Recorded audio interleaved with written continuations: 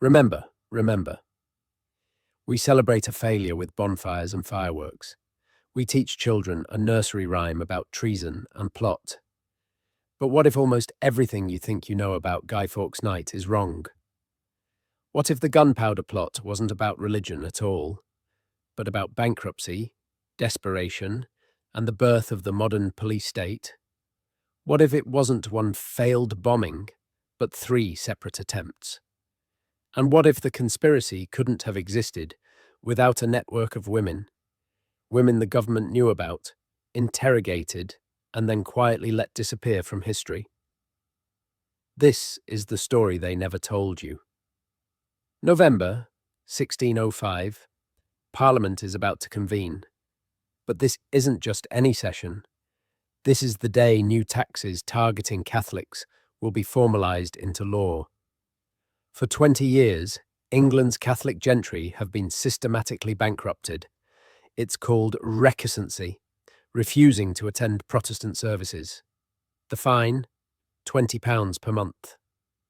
That's the equivalent of £50,000 today, every single month, for not going to church. Robert Catesby was once wealthy, a landowner, an educated gentleman. By 1605, he's broke. His estates are being seized piece by piece. He's borrowed from everyone. He's sold everything he can. He is not alone. Across England, Catholic families are watching their ancestral lands confiscate themselves through legal bleeding. This is economic warfare disguised as religious policy, and it's working.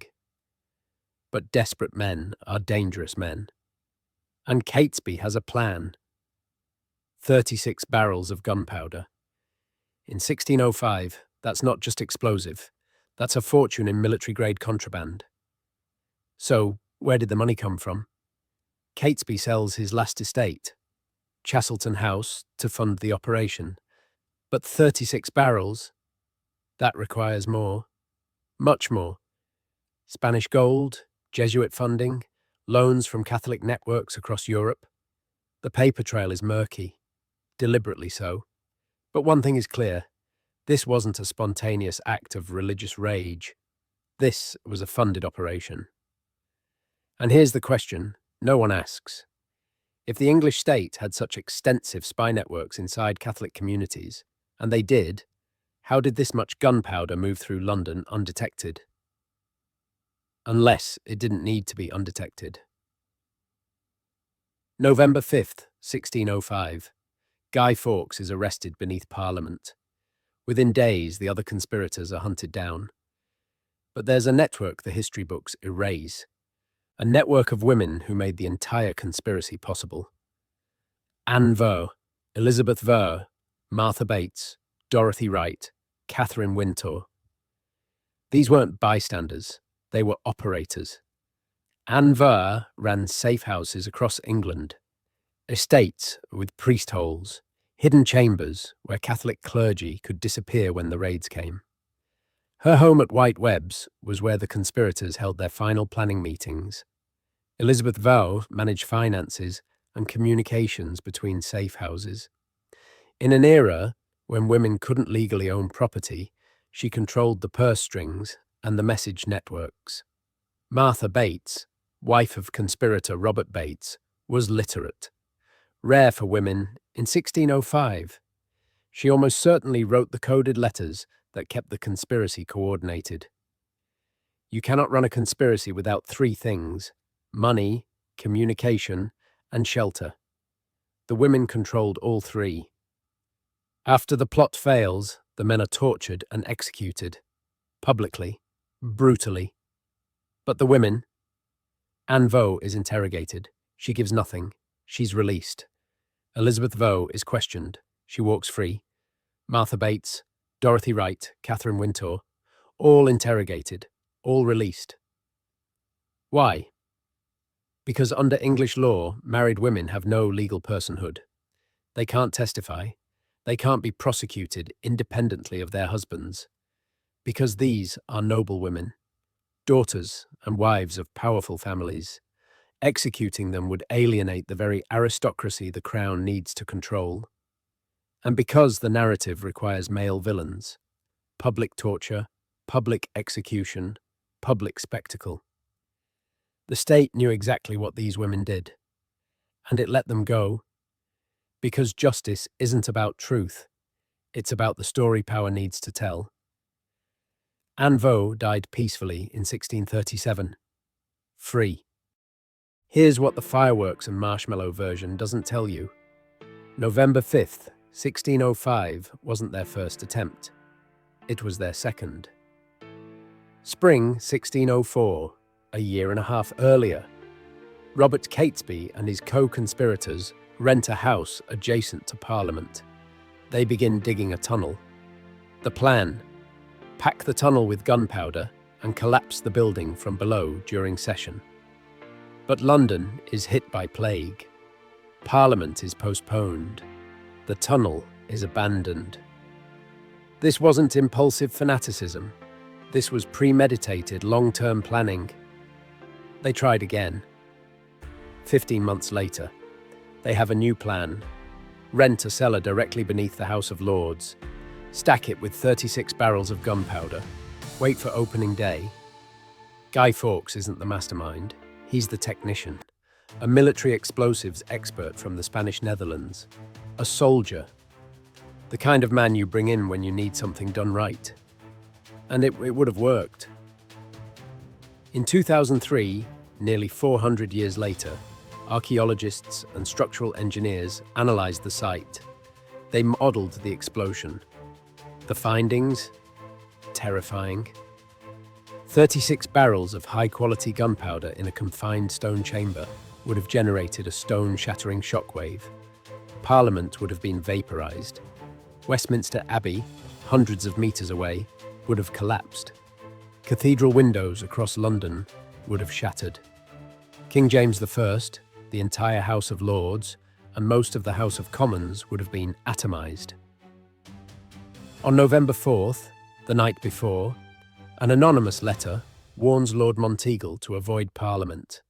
The cellar is searched. Fawkes is arrested. The bomb never detonates. But the question historians quietly ask, was that letter genuine, or was the plot allowed to unfold just long enough to justify a crackdown? Most people think the story ends with Fawkes' arrest. It doesn't. The other conspirators flee London. They head to the Midlands. And they activate Phase 2. Princess Elizabeth, 9 years old, third in line to the throne. Catholic sympathizers believe she could be shaped, controlled, turned into a puppet queen. The plan: kidnap her from Coombe Abbey, install her on the throne, rule through her with Spanish backing. They had architectural drawings, entry points, guard rotations. This wasn't a desperate fantasy. This was operational planning. It failed. Not because of intelligence work, not because of government raids. It failed because they were exhausted, under-resourced, and made sloppy mistakes. Think about that. 3 separate attacks, 3 different strategies, a multi-stage coup with foreign backing. If any one of them had succeeded, there is no British Empire, no Protestant superpower. Spain controls the North Atlantic. The entire trajectory of the modern world changes. In the months after the plot, something interesting happens. Catholic estates, already weakened by fines, are seized wholesale. Millions in modern currency. Lands held by families for centuries. Confiscated by the Crown. The Gunpowder Plot didn't just fail, it justified everything the state wanted to do anyway. The economic warfare that created desperate men now has its perfect justification. They were traitors all along. It's a self-fulfilling persecution cycle. Crush them financially. Wait for resistance. Use that resistance to crush them further. Within weeks, bonfires are ordered. Not celebrations, loyalty displays. Parish churches are required to hold sermons. Anti-Catholic laws are tightened. Surveillance expands. This is one of history's first examples of modern counter-terrorism infrastructure: informants, infiltration, preemptive raids. Bonfire Night isn't folk tradition, it's state-mandated remembrance, a ritual of obedience. Remember, remember, remember to be afraid. Remember to be loyal. Remember what happens when you resist. The fireworks? Those came centuries later. But something strange happens over time. In 1982, a graphic novel, V for Vendetta, resurrects Guy Fawkes. Not as a villain, but as an avatar of rebellion. The mask becomes a symbol. Anonymous hacktivists wear it. Protesters around the world adopt it. From enemy of the crown to global icon of resistance against authority itself.